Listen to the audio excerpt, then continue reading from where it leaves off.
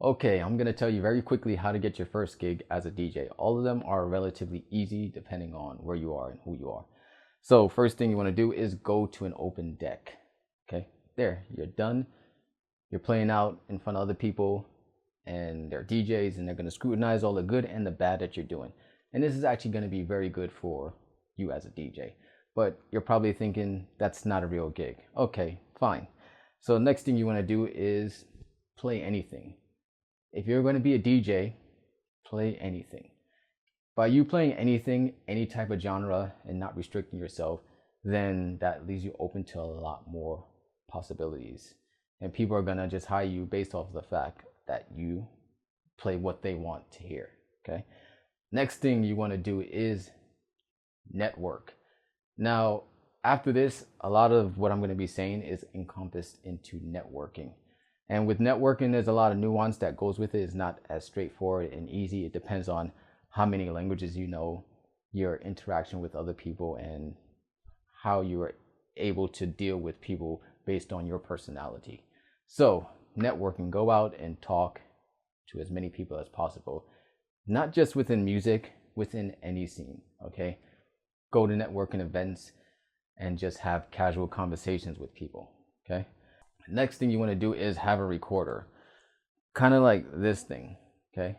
This is probably one of the best handy things ever, okay? Or you can get something smaller and cheaper as well. Mine is an H5 Zoom, and I realized after DJing, I would go out, and a lot of DJs actually do not record their sets or anything. So what you can do is go to open decks, bring your recorder with you, tape everything, or even if you're going out for the night, get there early so you can set up everything, plug in a recorder and record the whole night. Now what this does is connects you to the DJ that was playing, okay? They're gonna give you their email address, information, you email the mix to them, keep in touch with them, okay? So that's the first thing.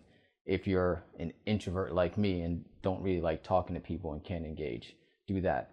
But make sure, if you have a recorder, make sure you have two different inputs. So for example, I have an XLR to XLR based on my recorder, and I have the RCA to 3/4 inch jack as well. So make sure you're prepared for any situation, any type of mixer as well, if you're going to use the recorder method.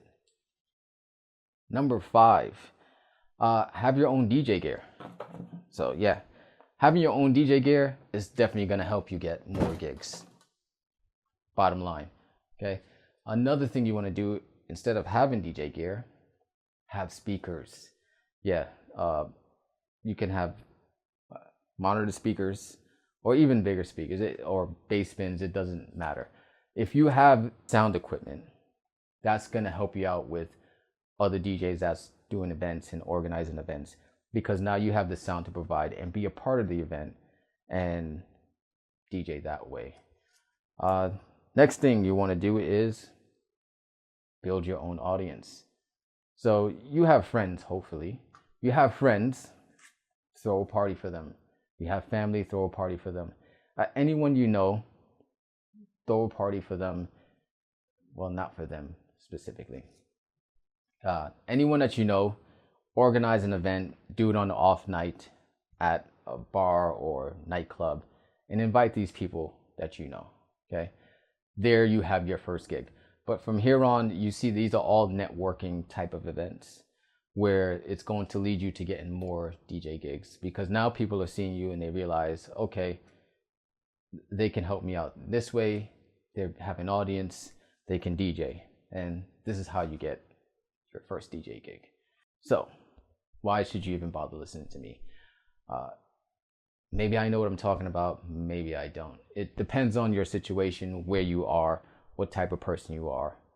There's, like I said, there's a lot of nuance that goes into everything that I said. It's not as straightforward, but I'll get into the nuances a little bit here.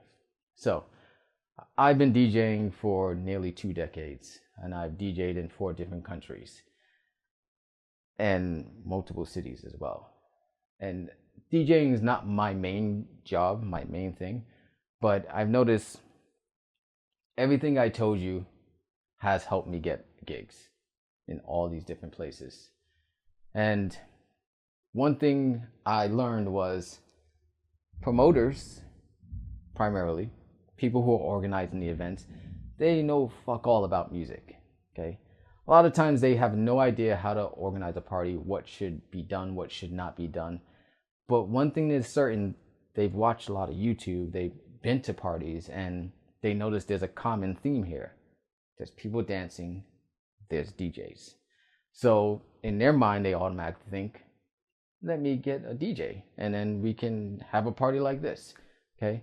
Not all promoters are like this, but the majority of the people who are making the decisions and are in charge, this is them. Okay.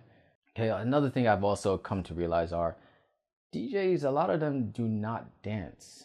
So when it comes to them deciding, oh, should I book this person or should I not book this person? It's kind of like, what are they basing it off of? Not saying that they don't know how to pick dance music or music that makes other people dance. Not saying that at all. So pay attention. But it's kind of where it makes you think, like, how are they deciding who they should book for a party? For example, I dance. I go out, I dance. If I dance, other people are definitely going to start dancing to the music. So when I pick a DJ, I'm basing it off of, can they make me dance?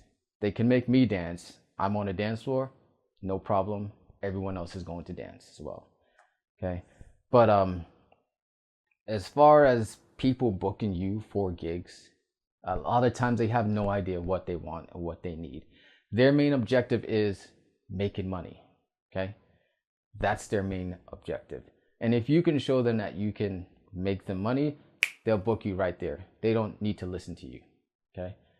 A lot of times it's not that cutthroat and greedy on their part. It's more of a, I don't know what's going to work. I don't know what's going to happen. I don't know music. I don't know what this whole world is and what's supposed to happen. Oh, you're a DJ? Okay, you handle it. That's pretty much it. And that's where having your equipment and all these different avenues to help that place comes into play. Okay. So after traveling around, I've come to realize these things will work in your favor 100%.